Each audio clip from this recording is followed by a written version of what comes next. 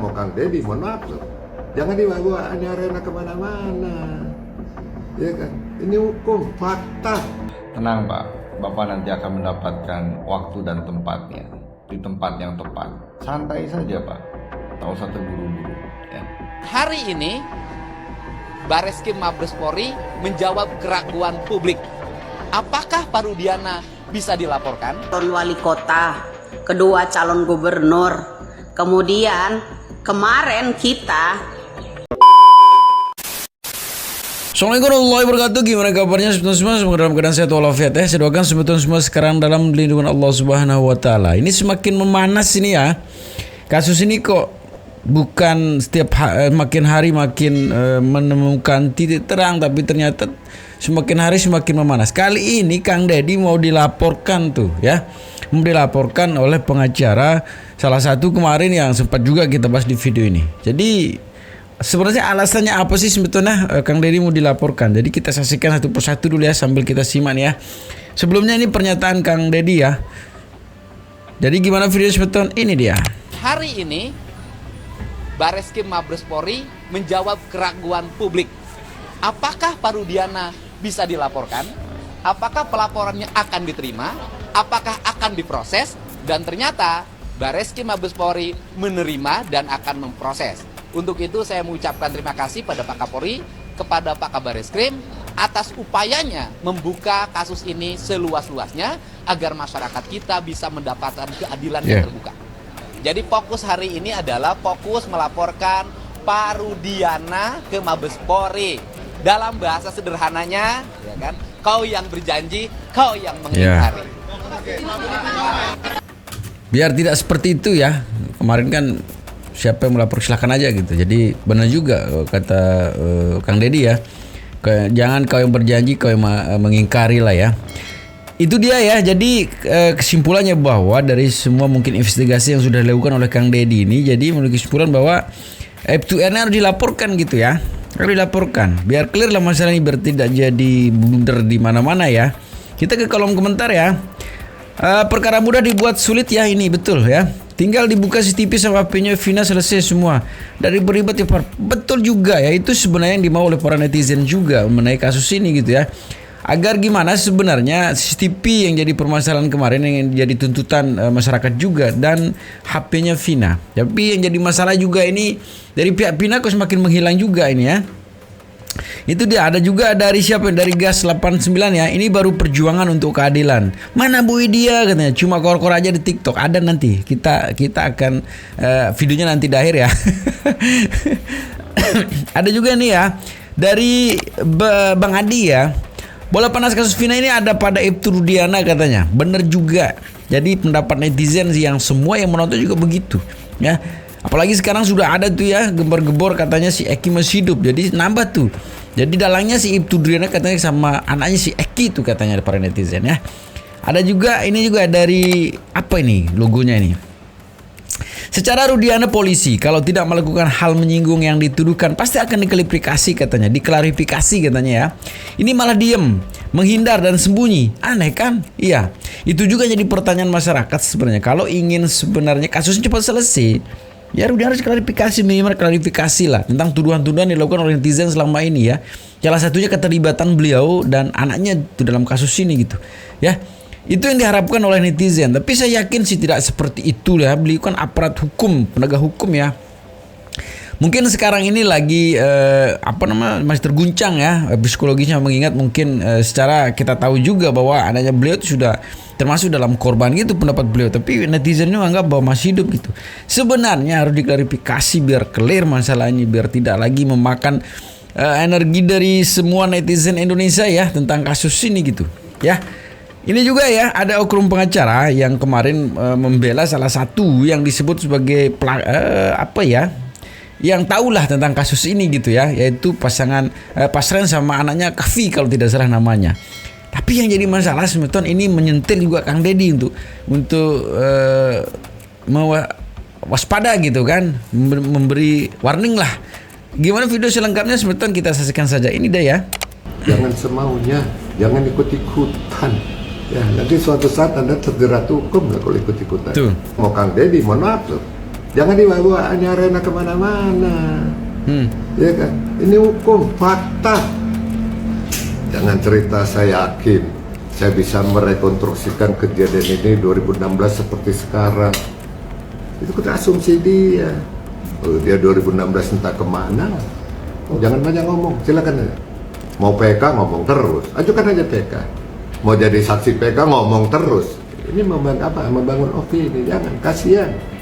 Bagaimana kalau keluarga kita gitu loh ya. Nah dari Kang Deddy sendiri dan keluarga terpidana ini kan yakin banget Pak Pasren ini berbohong gitu, maksudnya full power lah gitu bicaranya. Gimana nih Pak, Bapak sebagai kuasa hukum melihat? Dia sebagai apa kok bisa yakin? Keyakinan itu di pengadilan nanti proses hukum ada aja ya. Apa kompetisinya dia? Dia hanya cerita si A, si B, si C jadi saksi. Ada pesan mungkin untuk masyarakat dan netizen yang menghujat Pak Pasren sendiri? Jadi gini lah, anggap ini netizen itu keluarga Anda, adik Anda, anak Anda. Bagaimana kalau dibully, kalau netizen ya, rumah Anda di Jurasa malam-malam. Ya, jangan semaunya, jangan ikut-ikutan. Ya, nanti suatu saat Anda terjerat hukum lah kalau ikut-ikutan. Hukum ini bisa berbalik. Itu ya, mulai kita diancam tuh. Tapi sebenarnya sih ya, sebenarnya nih Bapak ya, mohon maaf dari ini anak kecil yang berbicara seperti ini, seperti saya ini mengatakan bahwa sebenarnya intinya adalah klarifikasi. Ya, kalau memang tuduhan itu dilakukan, kenapa klarifikasinya sekarang dari kemarin dicari itu ya namanya Pasren itu gitu kan. Nah, terkait dengan yang dibilang tadi bahwa itu asumsi dari Kang Deddy sudah melakukan investigasi dari semua yang terlibat gitu. Ya, termasuk beliau juga pernah mencari Pasren tapi tidak ketemu katanya. Ya, investigasi dari semua saksi baru dia berani mengomentari atau masuk di situ. Bukan hanya asumsi saja gitu ya. Kok kita semakin takut berbicara sekarang ini? Ada apa ini? Memana sekali ini ya. Kita ke kolom komentar saja ya. Bapak berkumis ini pasti tahu semuanya, sungguh-sungguhnya. Mustahil tidak tahu, pasti tahulah ya. Tapi yang namanya sekarang ini kan hukum itu kan begitu gitu ya. Hukum itu memang sulit sekali kalau kita orang-orang awam gini tuh ya. Ada juga ya dari Bu Bogjok ya. Bapak kumis rambut kenapa pindah ke... No komen kalau saya ini. Silahkan ya Bu Bogjok tuh yang komen tuh Bapak ya. Ada juga BG3D ya. Bisa jadi Bapak kumis ini salah satu grup 2000. Oh, jangan. Beliau tidak tahu apa-apa. Beliau kuasa hukum. Jangan begitulah. Nanti kena kasus Anda itu ya. Ada juga Indra Van Gamestone ya. Bukan membangun opini beliau Pak, betul setuju nih. Tapi beliau mencoba membantu masyarakat kalangan bodoh dan lemah seperti kami tidak mendapatkan keadilan seperti untuk dalam sila yang kelima Surat Indonesia ya. Sejatinya begitu dan kebenarannya memang seperti itu gitu ya. Kalau memang tadi itu balik ke pribadi masing-masing, nah kita balik lagi nih misalnya ada keluarga atau anak lah gitu ya. Mohon maaf Pak yang tidak tahu apa-apa menurut kesaksian dari semua orang ini, tapi dinyatakan bersalah di mata kepolisian gitu, bukan di mata hukum. Kemarin ya, bagaimana perasaannya? Pasti tergugah juga gitu ya kalau kita main balik-balik ke diri kita. Tapi intinya sih kita hanya simpel saja mengenai keadilan ini bahwa sebenarnya ditegakkan lah. Dalam arti kalau memang semua pernyataan netizen itu salah, yang diinginkan adalah klarifikasi, ya gitu aja gitu, selesai gitu. Ya, karena kita masyarakat membutuhkan itu gitu. Bagian dari hak kita sebagai masyarakat Indonesia gitu ya. Ketika tidak ada keadilan yang kita lihat, kita mau klarifikasi. Segitu simpel sebenarnya ya. Jadi, tapi gimana sih seorang ini juga abang saya yang menanggapi Bapak tadi gitu ya. Kita saksikan bersama-sama. Ini dia tanggapan dari netizen. Jangan semaunya, jangan ikut-ikutan. Ya, nanti suatu saat Anda terjerat. Tenang Pak, nggak usah panik begitu Pak, santai saja. Nanti Bapak juga akan mendapatkan giliran untuk menjadi sorotan publik. Sorotan publik apa public enemy ya? Tenang Pak, Bapak nanti akan mendapatkan waktu dan tempatnya di tempat yang tepat. Santai saja Pak, tak usah terburu-buru ya. Bapak mengatakan bagaimana kalau itu terjadi di keluarga kita. Justru Pak, justru karena kami khawatir itu akan terjadi di keluarga kita, maka kita mengantisipasinya dengan membuat segala sesuatunya lebih faktual, lebih jujur, agar kejadian serupa tidak terjadi pada anak, istri, Oh, dan kita keluarga betul. kita. Jangan dibalik, Iya. Pak. Jangan berasa korban atau playing victim, padahal klien yang Bapak tangani adalah pelaku yang sesungguhnya. Pelaku dalam artian yang menjerumuskan orang yang tidak bersalah harus masuk dalam kotak Pandora. Maka jangan memutarbalikkan fakta. Jangan memutarkan fakta seolah-olah klien Anda adalah korban. Lagian aneh juga, seorang saksi didampingi kuasa hukum. Tidak ada urgensinya, Iya, ya. dan itu tidak diatur dalam Benar, undang-undang. Yang diatur dalam undang-undang adalah saksi korban baru didampingi Iya, kuasa hukum. iya, ya. Namun bila sekedar saksi, rasanya tidak memerlukan kuasa Betul, hukum. Terkecuali ada kepentingan tertentu, pesanan tertentu. Ya seperti klien Bapak hingga membutuhkan kuasa hukum agar seolah-olah dianggap sebagai korban. Iya ya, bener. Bukankah begitu? Begitu bukan?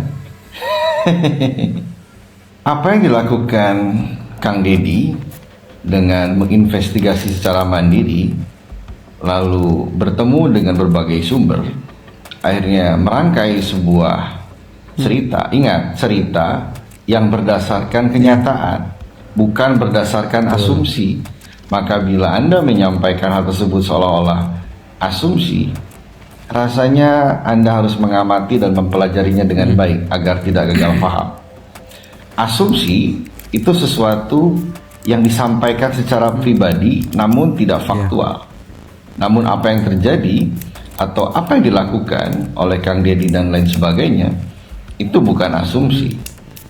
Yang ada adalah menarik garis benang merah melalui apa yang dinyatakan oleh orang-orang yang mengalami, melihat dan lain sebagainya. Maka bedakan asumsi dengan menarik benang merah dari sebuah pernyataan yang berawal dari sebuah peristiwa. Oke, bila tidak paham, rasanya perlu belajar hukum lagi yang baik agar tidak gagal paham. Ya. Dan lucu juga, wartawan yang bertanya rasanya harus belajar lagi bagaimana cara menjadi wartawan yang baik agar tidak terkesan mengadu domba atau terkesan tendensius. Karena pertanyaan yang disampaikan bukan lagi cukup tendensius, malah terkesan sangat tendensius dan mengadu domba satu sama lain. Bukan meredam emosi, bukan meredakan tensi, malah memperuncing tensi yang ada. Ya, rasanya wartawan yang bertanya perlu mengkoreksi cara beliau bertanya sebagai wartawan. Itu tidak elok. Maka mari kita buktikan saja di waktu yang tepat mana yang salah, mana yang benar, mana yang jujur, mana yang berbohong, mana yang korban, mana yang bermain-main dengan korban. Ya, nanti ada waktu dan tempatnya. Apalagi klien Anda sudah dilaporkan, bukan, dengan beberapa pasal. Maka mari kita lihat saja seberapa tepatkah apa yang disampaikan oleh Anda dan beberapa pihak yang lainnya untuk membuktikan kebenaran yang hakiki. Apalagi juga nanti mungkin akan bertemu di gugatan PK bila PK tersebut dikabulkan, bahkan mungkin saja nanti bertemu pada pokok perkara. Kita lihat saja siapa yang benar, siapa yang salah, siapa yang jujur, siapa yang berbohong, siapa yang bermain-main layaknya korban atau yang mempermainkan korban. We'll see. Itu ya sangat menarik sekali ya, dan memang itu yang seharusnya gitu ya. Jadi asumsi apa segala macam itu terbantahkan gitu dengan apa yang sudah dilakukan oleh Kang Deddy gitu. Kita ke kolom komentar sebentar ya. Banyak purnawirawan nih katanya yang dukung pihak sebelah. Pertanda apa ya gitu. Iya ya. Pertanda apa? Saya sih no comment ya. Itu termasuk Jenderal Kancil bukan Bang? Dia bilang tanya itu. Beda kelas katanya. Ya beda kelas katanya. Terus wah netizen tahu kan tugas kita apa katanya. Mainkan. Sudah saatnya dimainkan. Ini ada sesuatu yang baru lagi gitu kan. Tapi yang menarik juga ini adalah salah satu pernyataan dari Bunda Widya ya. Udah lama kita ndak posting Bunda Widya ini ya. Menanggapi Kang Deddy juga tuh ya. Jadi gimana Bunda pendapat dari Bunda Widya ya? Ini dia. Gara-gara orang pansos, Pansos di atas katanya. kasus yang namanya Vina ini, satu calon wali kota, kedua calon gubernur, Yeah. kemudian kemarin kita pernah menanyakan yang namanya CCTV yang di Indomaret itu, katanya nggak bisa, ibu itu udah nggak bisa karena udah lama, udah di delete. Tapi kalau memang ada kemauan itu pasti bisa, ya. Walaupun CCTV yang 2 titik itu diambil. Nah, setelah ada orang pansos ini ya belusukan ke sana kemari, maka timbullah lagi narasumber baru. Maka muncullah lagi orang praktisi baru. Ya, kenapa? Bilang begini, untuk apa CCTV? Ya kan? Lah akhirnya kan jadi jelimet sendiri dia kan. Orang mah rileks aja tadinya. Ya kan, cukup limpahkan dulu ke yang namanya Mabes Polri. Kenapa? Sekarang ini muncul salah satu praktisi atau apakah dia itu pengamat ya, berpihak ke satu golongan, satu kegolongan. Ini dia di luar yang namanya kasus, seperti arahannya tuh. Arahan dia itu bicara sepertinya di luar kasus ya, untuk kepentingan golongan seseorang. Kenapa? Justru kamu yang di sana pansos ya, ini mulai diserang. Ada 2 orang praktisi yang udah mulai menyerangmu ya. CCTV di sana, di sini kamu akan dihalangi. Makanya kamu itu akan dihalangi. Ingat kata-kata saya, kamu itu mau jadi ini, belusukan ke sana ke sini, kamu akan dihalangi dengan cara apapun. Itulah mereka. Kamu nggak bisa kalahkan mereka. Saya katakan nggak bisa kamu kalahkan mereka. Ya, ini udah bertahun-tahun, 8 tahun. Saya udah bilangin dulu, kamu itu akan digunakan secara apapun menghalangi kamu. Sekarang udah mulai muncul, belum diterbitkan di mana-mana pemberitaan itu. Ya kan, udah 2 orang muncul, 2 praktisi. Ya kan, yang akan menghalangi kamu. Kamu menanyakan CCTV ke sana kemari, katanya untuk apa kamu? Tuh, itu salah satu udah mulai ada serangan untuk kamu sendiri. Ya kan? Nah, kemudian kamu katanya tidak mau mencari DPO, kata Sudirman, yaitu ilmiah Sudirman. Kenapa kamu nggak saksikan itu Sudirman sekarang ini? Ya kan? Coba kamu panggil Sudirman. Itu yang disampaikan oleh orang yang akan menyerangmu saat ini. Jadi, sebelumnya saya udah ingatkan, jangan berlagak jadi pahlawan dulu deh. Ya, jangan berlagak jadi pahlawan dulu. Santai. Ya, cari. Langkahmu udah terlalu jauh. Ketika ini nanti di persidangan akan mempersulit Saka, akan mempersulit yang namanya Tujuh yang udah ditersangkakan. Orang itu hebat karena orang itu berlindung di bawah ada seseorang yang paling hebat di Indonesia. Ya, jadi kamu kira kamu udah paling hebat karena saya butuh keadilan. Betul, Indonesia ini butuh keadilan semua. Lalu kamu fitnah saya, ya kan? Hari ini udah mulai orang itu bicara yang akan menyerangmu, belum terpublikasi. Suatu saat kamu akan ketahuan. Ibtu Rudiana itu bukan sembarang ya.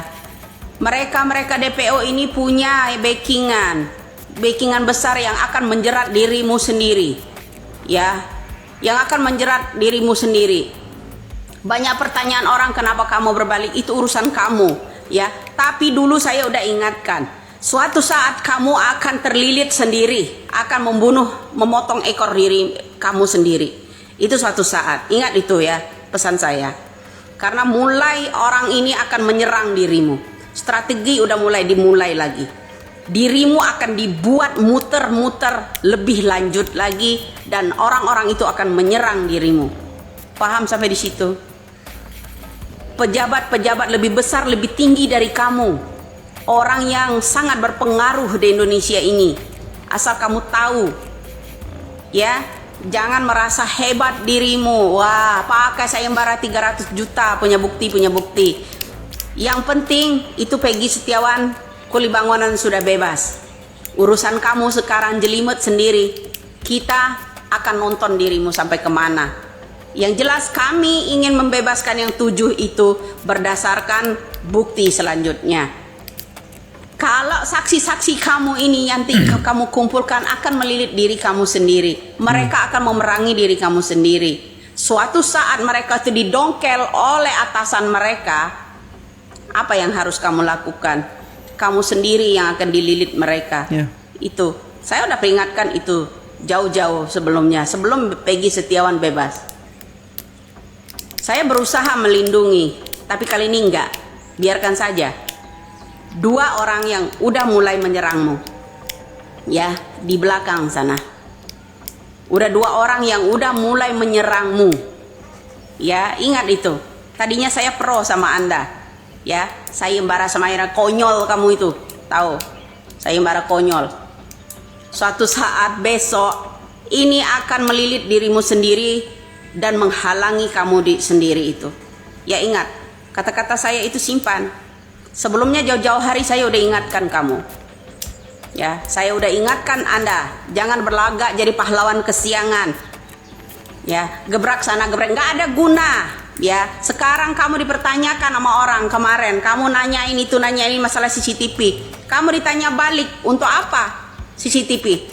Kamu membutuhkan CCTV untuk apa? Untuk penyidikan siapa? Karena bukan wewenangmu.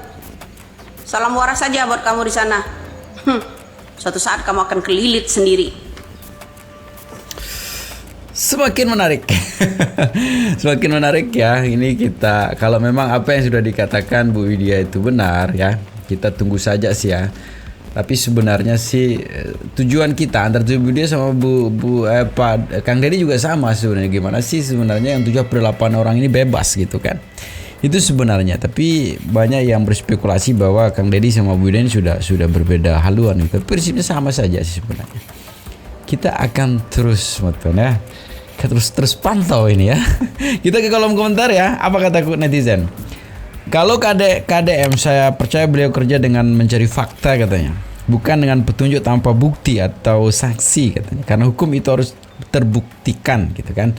Memang gue harus laporin ke KDM kalau cari CCTV katanya tuh. Bu Widya langsung ya jawab. Ada juga yang dari Mamah Dinda ya. Harapan saya Bunda sama Pak Deddy saling dukung kembali. Sebenarnya sih saling dukung saja. Saling dukung ini. Tapi memang dengan arah yang berbeda, dengan cara masing-masing gitu kan. Kemudian yang ketiga ini ada menurut saya mending bersatu kalian demi keadilan. Jangan terpecah belah. Bersatu. Tapi memang yang namanya berbeda. Pendapat itu wajar lah ya. Tapi intinya sebetulnya saya selalu berpesan jangan cepat termakan hoak ya, jaga persatuan dan kesatuan kita gitu kan. Apapun dari ini kita terus akan memantau ya gimana kasus ini ke depannya. Tapi intinya semoga keadilan itu kembali ditegakkan gitu ya. Semoga videonya bisa menghibur kita semua. Assalamualaikum warahmatullahi wabarakatuh.